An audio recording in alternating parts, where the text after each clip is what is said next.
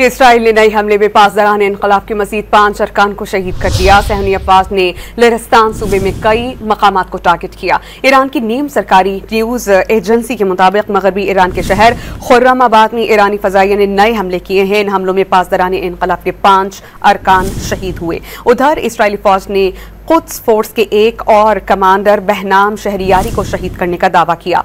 सहूनी फौज ने जारी वीडियो में दावा किया कि उसने तेहरान में एक गाड़ी पर हमला करके बहनाम शहरियारी को टारगेट किया है। बहनाम शहरियारी कुद्स फोर्स के आर्म्स ट्रांसफर यूनिट्स के हेड हैं।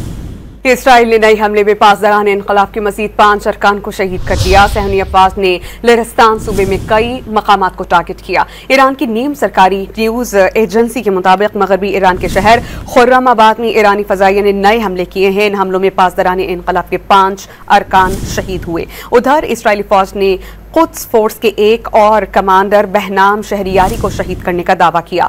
सहूनी फौज ने जारी वीडियो में दावा किया कि उसने तेहरान में एक गाड़ी पर हमला करके बहनाम शहरियारी को टारगेट किया है। बहनाम शहरियारी कुद्स फोर्स के आर्म्स ट्रांसफर यूनिट्स के हेड हैं।